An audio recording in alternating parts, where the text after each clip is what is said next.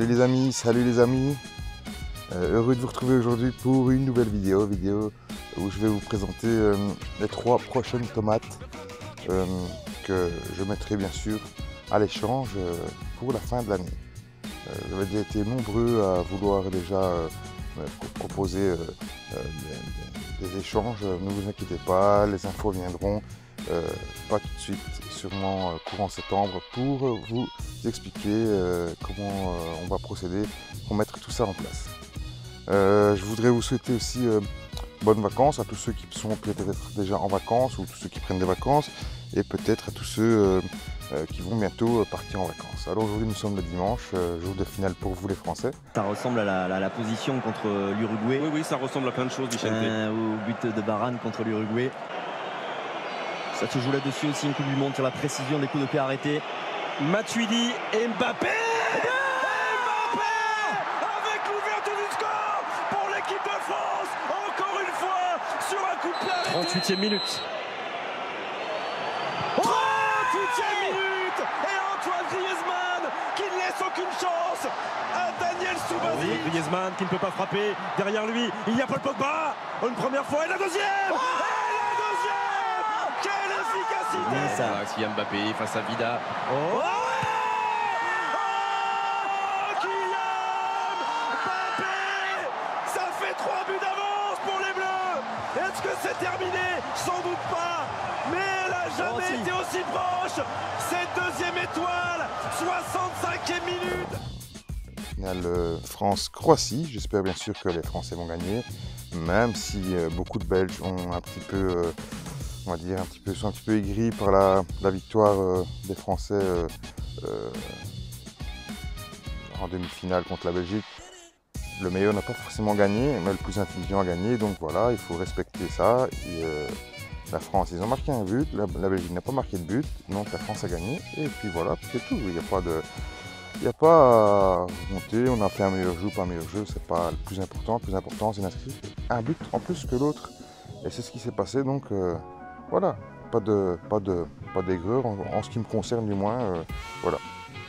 Aujourd'hui, bon, il y en a beaucoup qui vont être avec la Croatie, moi je suis avec vous les Français, parce qu'en plus j'ai mis un petit billet sur la France il y a plus d'1 mois maintenant. J'avais mis un petit billet sur la Belgique et un petit billet sur la France, et bon, voilà, en plus si ça peut me rapporter un tout petit peu d'argent, ça serait sympa. Voilà, aujourd'hui on va parler de 3 sortes de tomates. Avant ça, je voudrais vous dire qu'il fait vraiment très très chaud. Aujourd'hui, il fait 30 degrés à l'ombre. Journée la plus chaude de la semaine, franchement.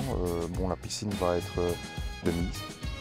Tout cet après-midi, on va aller dans la piscine. Là, il est plus ou moins 11h30 midi, hein, la journée.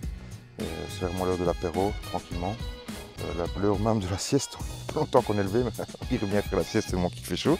Mais bon, voilà, on va pas se plaindre. Le jardin souffre un petit peu. J'ai eu quelques déboires.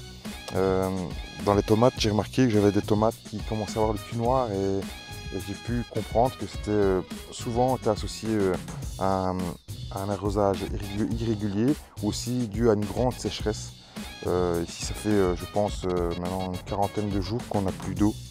Ou plus vraiment, hein. On a eu la semaine passée un crachin qui est tombé, mais franchement, ça n'a même pas humidifié la terre.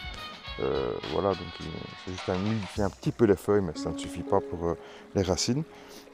Et donc voilà, donc ici on a vraiment la sécheresse. Parfois je me demande, on se croirait franchement dans le sud de la France ou en Italie ou en Espagne. Quand on va en vacances, on a cette sensation d'être autre part que dans notre pays. Enfin pour moi, hein, qui suis de Belgique. Et ici j'ai une sensation d'être en vacances comme si j'étais en Italie ou en France, dans le sud de la France. Et on n'a pas cette chaleur d'habitude.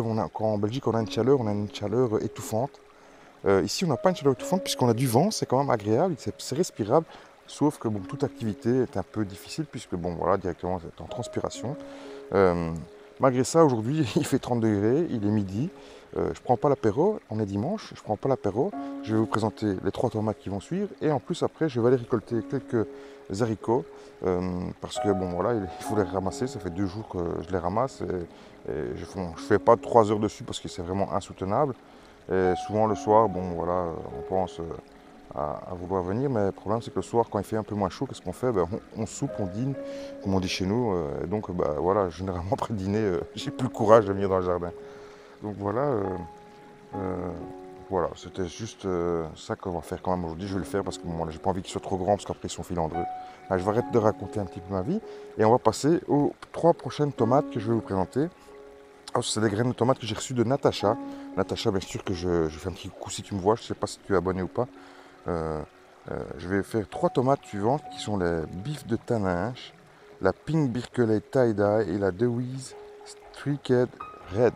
Voilà, désolé pour mon accent anglais, mais bon voilà. Je vais vous mettre bien sûr à chaque fois les noms exacts dans la description et sur la vidéo, bien sûr, pour que vous puissiez noter. Donc, les 3 prochaines tomates, c'est celle-là, on va en parler tout de suite. Allez, suivez-moi dans le jardin. Alors voilà les amis, nous nous retrouvons devant la bif de Taninges. C'est une tomate de couleur rouge, orangée comme ça. Il fait entre 120 et 250 grammes de forme variable, ovale. Voilà, à cordiforme. Voilà. C'est une tomate précoce. Bon, chez moi, elle n'est pas si précoce puisqu'on est quand même le 15 juillet et donc je n'ai pas encore de fruits mûrs. Mais vous voyez comme moi qu'il est quand même, ouais, une belle taille. Hein, quand vous voyez ma main, c'est une belle taille. C'est un feuillage régulier. La hauteur, c'est plus ou moins 1,80 m pour le plan hein, qui se développe bien. L'origine, eh bien, c'est l'origine de France. C'est une bonne production, ça a une bonne résistance, c'est pour tous les climats. L'utilisation, c'est pour la salade et de la cuisson, donc on peut l'utiliser dans les 2 sortes. Alors, c'est une vieille variété d'origine française de la région de Taninges, en Haute-Savoie, sûrement introduite par des Italiens quand la Savoie était sous leur domination. C'est un fruit rouge orangé de 120-250 grammes, comme je vous ai dit. De forme variable, ovale, à condiforme, de 5 à 8 cm de diamètre et de 8 à 12 cm de long. Chair de bœuf, rose, gel, rouge, contenant peu de graines, texture crémeuse et fondante, saveur douce et sucrée, à consommer à pain de mûr, car ensuite perd de sa saveur. Plant robuste, facile à conduire et à la bonne production. Bonne résistance aux maladies. Voilà tout ce que je pouvais vous dire. Par contre, ce que je voulais dire à la présentation, je vous disais que j'avais des tomates avec soucis de maladie. Alors attendez, parce que je vais essayer de vous montrer ça.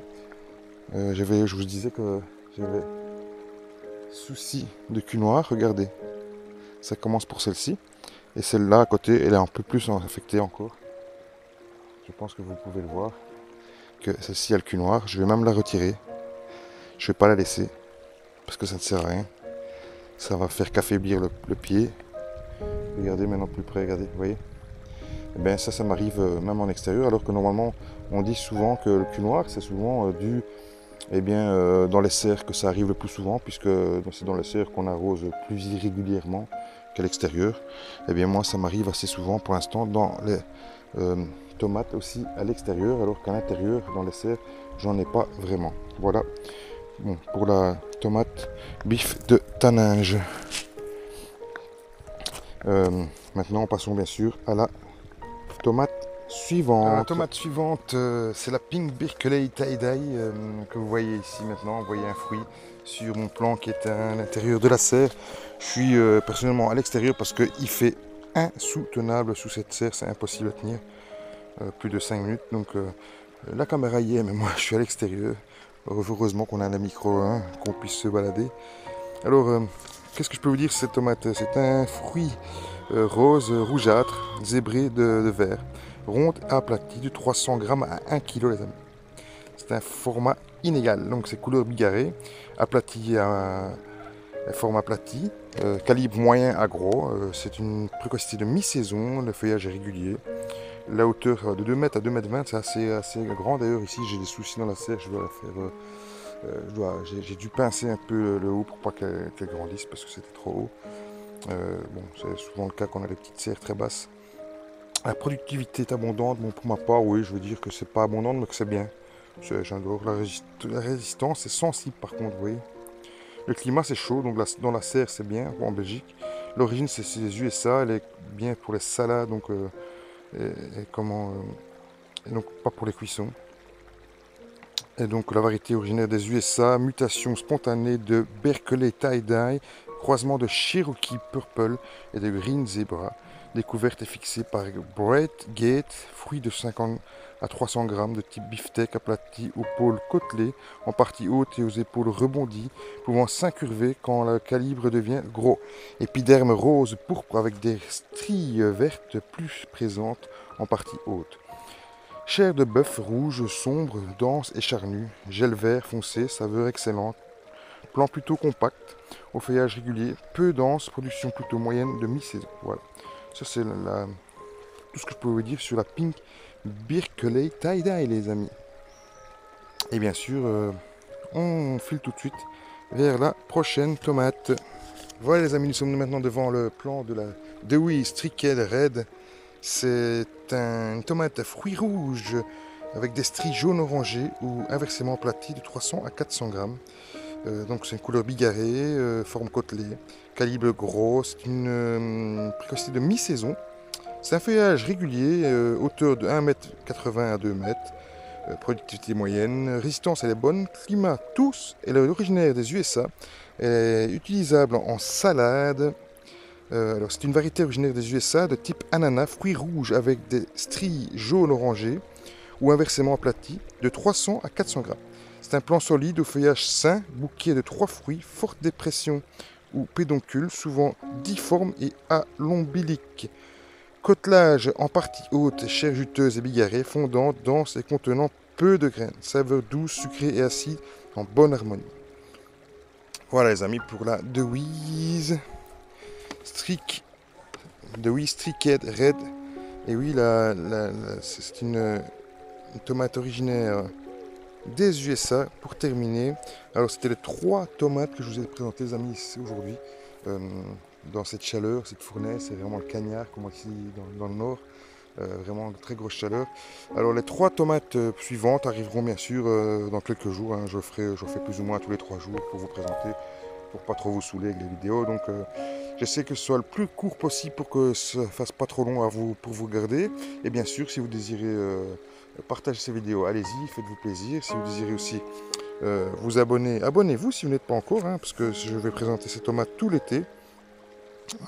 Jusqu'à toutes mes tomates. Si vous désirez aussi bien sûr me retrouver, eh bien vous pouvez bien sûr le faire via les réseaux sociaux. Hein. Je suis sur tous les réseaux sociaux, Facebook le plus souvent. C'est le plus facile. Et bien c'est facile, c'est le jardinier amateur.